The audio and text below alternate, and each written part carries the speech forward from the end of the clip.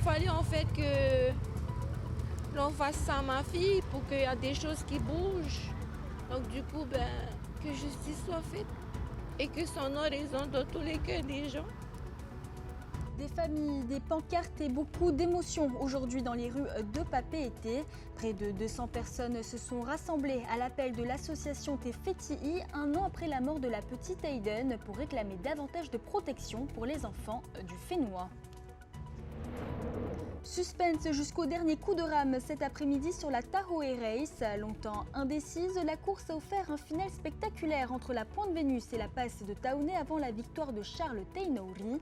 Le rameur s'impose finalement avec un nouveau record à la clé face à 200 concurrents engagés. À Papeete, la soirée s'annonce festive sur le front de mer. Concerts, animations et scènes en plein air sont au programme de la Puromu Party, organisée ce soir pour les 136 ans de la capitale.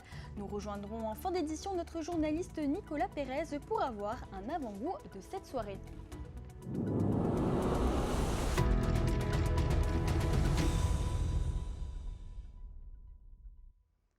Stop à la violence sur les enfants. Le message était clair aujourd'hui dans les rues de Papeete.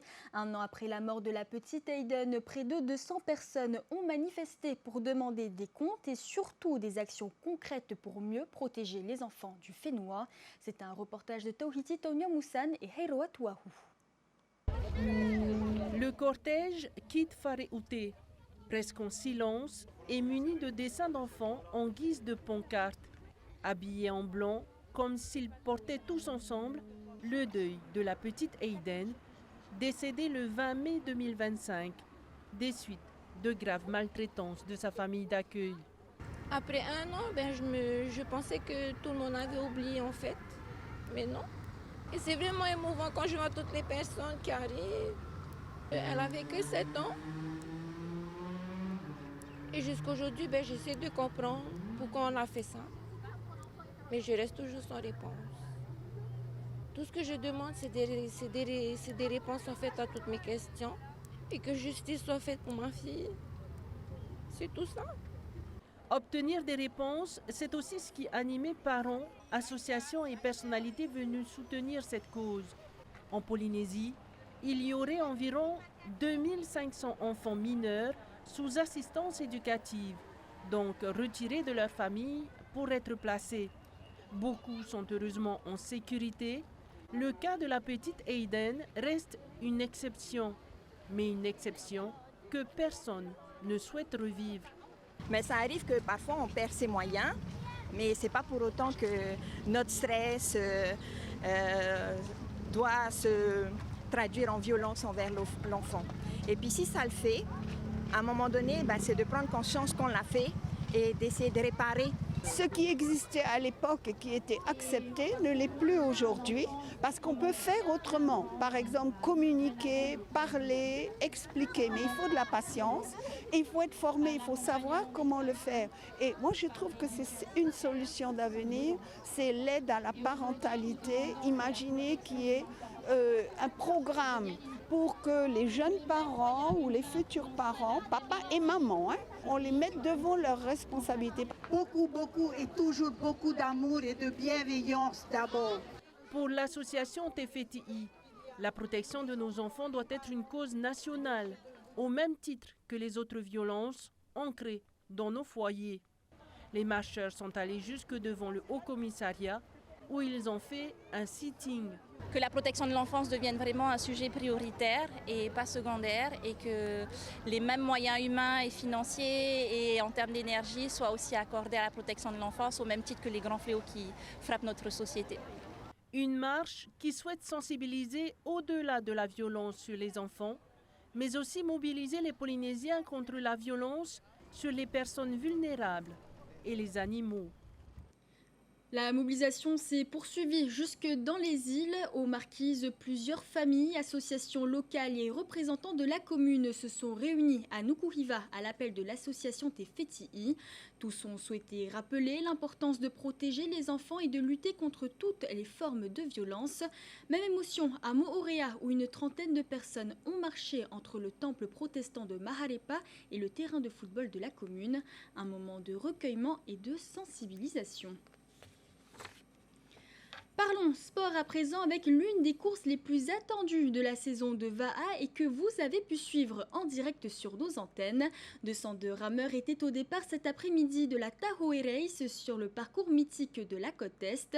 Une édition particulièrement disputée marquée par de nombreux changements en tête de course avant l'accélération décisive de Charles Tainauri dans les derniers kilomètres et qui signe donc un nouveau passage, un nouveau record. Les détails avec Juanui Atuahiva. Et c'est parti, on vient d'entendre le départ et c'est parti. Ils étaient 202 rameurs au départ de la Tahoe Race cet après-midi. Un parcours mythique pour la course référence en V1 de l'année, deux boucles entre la Pointe Vénus et la passe de Taone. Dès le départ, les meilleurs prennent les avant-postes. Le Chilien Brice Punua Tahitua mène la course et entre en tête à la passe de Taone. Derrière lui, sa bataille dure jusqu'à la Pointe Vénus. Après le ravitaillement, Hotuitere pour œil et Charles Tainauri reviennent au contact de Brice. Les trois rameurs se livrent une bataille sans merci pour la première place. Mais alors que Charles Tainauri place son attaque au niveau du Tahara, Kif Venodon surprend tout le monde et remonte à la deuxième place. Ça me tenait à cœur d'aller la chercher, je voulais gagner aujourd'hui. Ça manquait de peu. Félicitations quand même au frangin La Duchelle qui a gagné aujourd'hui. Félicitations à tous les participants qui ont terminé. C'était vraiment dur aujourd'hui. Comme le coach dit, il faut zérer les boulons, c'est le mindset jusqu'à la fin. Voilà, après on prend la place que le Seigneur nous donne. Mais Charles Tainauri est bien le plus fort aujourd'hui. Il s'impose en 2 heures 15 minutes et 37 secondes, établissant par la même occasion un nouveau record. La Tahoe, une course organisée par les rameurs et pour les rameurs, qui satisfait toujours autant. Ça monte d'année après année, et que ça soit au nombre de participations et c'est surtout le niveau aussi. Hein. Et voilà, on est très content d'être la course référence de l'année. Félicitations à Charles qui a montré qu'il était très en forme aujourd'hui et tous les copains qui sont devant. Et Maruru Teato, Maruru à tous pour la journée. Pour les athlètes qui ont fini dans les 15 minutes après l'arrivée de Charles, l'aventure continue. Rendez-vous le samedi 20 juin pour la Super Tahoe. Voici cette vague magnifique, Nadia. On reste sur l'eau, mais avec une autre forme de navigation. À Rangiroa, ce ne sont pas des rameurs qui arrivent, mais des milliers de croisiéristes. Le tourisme maritime connaît un véritable boom sur l'atoll avec 77 escales prévues cette année. De quoi donner un vrai souffle d'activité aux professionnels du secteur. Jessica Doucet est allée les rencontrer. Les chapiteaux sont installés, les stands soigneusement aménagés et l'artisanat local mis à l'honneur. Prestataires et artisans se mobilisent pour offrir aux visiteurs une immersion authentique.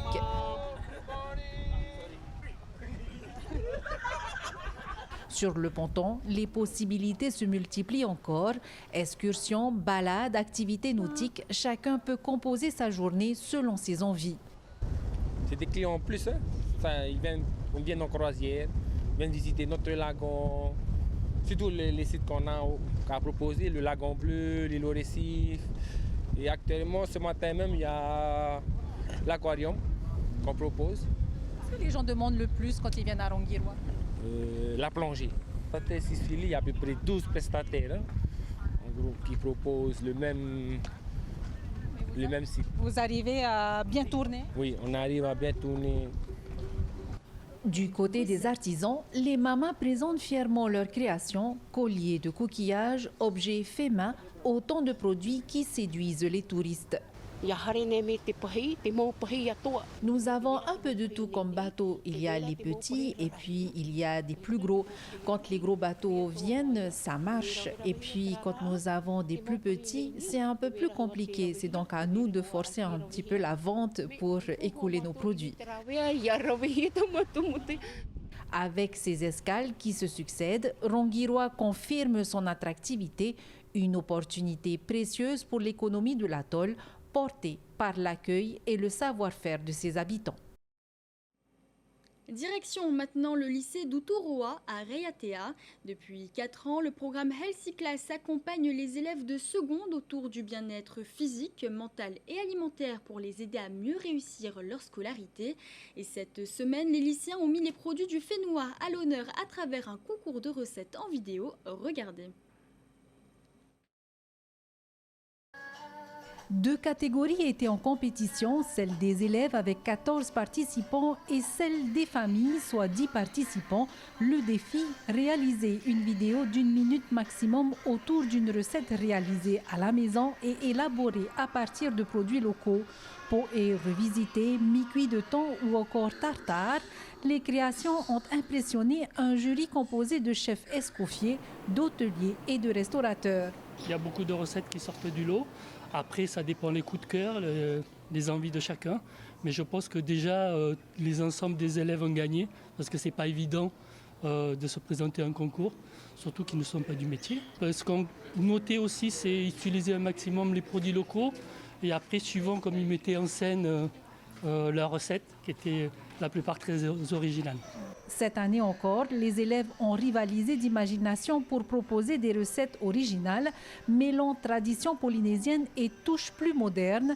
Derrière chaque préparation, plusieurs semaines de réflexion, de tests et de travail en équipe. J'ai choisi de préparer une purée de patates douces avec du chaud-froid et un steak de fei. Vu que mon grand-père il pêche beaucoup, je voulais faire un plat composé de poisson. Et vu qu'il fallait mettre en valeur les produits locaux, du coup c'est pour ça qu'il y a de la patate douce et du fei. Alors moi j'ai préparé un pavé de thon sauce vanille avec des chips patates douces et chips uru. Ma maman elle m'a aidée. Oui. C'était quoi le plus difficile dans ce travail? Le plus difficile c'était vers la partie pour le montage, C'était assez dur parce qu'il fallait que la vidéo dure un certain temps. Pour les enseignants, ce projet va bien au-delà de la cuisine. Le but a été atteint parce que ce sont des élèves déjà qui ne font pas un cursus au niveau de l'hôtellerie. C'est des élèves qui vont prendre leur temps, prendre du temps chez eux et faire une recette. Et avoir 30% des élèves, donc 30% de nos secondes qui vont s'investir, on va dire gratuitement. C'est quand même un objectif qui est plutôt atteint et on est satisfait. Face au succès grandissant de l'événement, le projet sera reconduit l'année prochaine et côté gastronomie, certains membres du jury souhaitent déjà voir plus grand avec la possibilité de goûter aux plats proposés. Après les îles, cap sur Paris et vous allez voir que le Fénois s'invite désormais au cœur de la capitale française d'une manière plutôt spectaculaire. Images géantes, décors immersifs, cuisine inspirée de la Polynésie, un ancien cinéma du 5e arrondissement propose désormais un véritable voyage sensoriel au milieu du Pacifique. Et parmi les invités présents sur place, une ambassadrice de marque du Fénois que vous reconnaîtrez sans aucun doute. C'est un sujet signé de nos correspondants parisiens. D'un côté, les cultivateurs de l'eau. Le côté immersif est vraiment top, avec les images qui accompagnent, les bruitages de la nature. Et c'est surtout ce qui est véhiculé sur notre culture, notre histoire. Il y a une certaine transmission, parce que du coup les gens découvrent aussi que nous sommes issus des navigateurs. La Polynésie est de nouveau sur le devant de la scène, et en plus avec ce genre d'événement au cœur de Paris, je trouve ça très intéressant pour les personnes qui ont envie de voyager juste le temps d'un repas ou même d'avoir un avant-goût d'une escapade en Polynésie française. Et avant cette escapade en Polynésie française, il faut vivre l'expérience Reva Tahiti, un repas hors du commun où s'entrelacent narration, images et gastronomie, dans une véritable odyssée sensorielle qui peut s'avérer pleine de surprises. Dans les assiettes, on voyage à travers les différents produits du Fénois et bien évidemment, il y a l'incontournable poisson cru à la tahitienne. Et le granité de coco et vanille. C'est une assiette qui joue beaucoup sur les textures et sur les températures. On a des choses qui sont très froides, des choses qui sont à température ambiante, des choses qui viennent du frigo. C'est une balance sur les températures. 9 services au menu, 9 plats où l'on découvre le taro, la vanille, et les convives dégustent ce menu immergé dans des images exclusives présentant les 5 archipels, le tout raconté par Terry Taputu, qui n'a pas pu cacher son émotion. J'avais un peu les larmes parce que je me voyais quand j'étais jeune. Et quand j'ai vu ça, pendant que j'avais les larmes, j'ai dit, je me le voyais à ces moments-là. À l'origine de ce voyage gastronomique onirique, Ramzi Saadé. Je voulais un endroit de rêve où moi j'ai jamais pu y aller. Et j'ai 2 salariés polynésiens qui me parlent tout le temps de la Polynésie. Et c'est un endroit qui me fait rêver, c'est une culture qui m'épate. Je trouve qu'on a encore beaucoup de cultures autochtones, la diversité des 118 îles et les 5 archipels m'a beaucoup interpellé. C'est toute l'ambition de l'expérience Reva Tahiti, interpeller les convives par les saveurs et la beauté des images pour créer l'envie. Retour maintenant au Fénoua et plus particulièrement dans les rues de Papeete. Ce soir, le front de mer se transforme en immense scène à ciel ouvert pour la 11e édition de la Purumu Party organisée à l'occasion des 136 ans de la capitale. Notre journaliste Nicolas Pérez est sur place. Nicolas, bonsoir. Comment est l'ambiance de cette soirée ?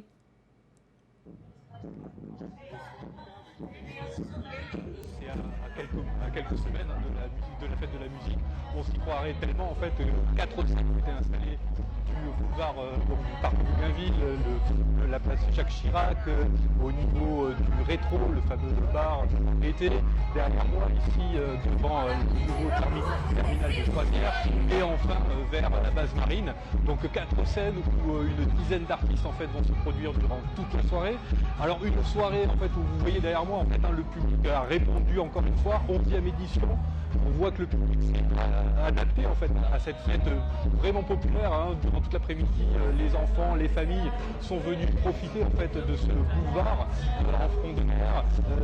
Les familles sont restées en plus sur place pour apprécier la musique, mais également les stands. On a beaucoup de stands d'alimentation qui sont là et qui apparemment font le plein. Les familles en fait qui se sentent également en sécurité parce que... Merci Nicolas Pérez, on va vous couper car on a un petit problème technique au son. Et donc, merci également à Rarahuma Achong qui était à la caméra. C'est la fin de ce journal. Merci de l'avoir suivi. Retrouvez tout de suite après votre émission Waves avec le portrait de VTA Fager, suivi de Face à Mabs qui reçoit le cycliste Kahiri Endler. Et ne manquez pas à 19h35 The Voice. Je vous souhaite une très belle soirée sur TNTV et vous retrouve demain soir à la même heure. Retrouvez ce journal en replay sur notre site internet et notre application mobile TNTV.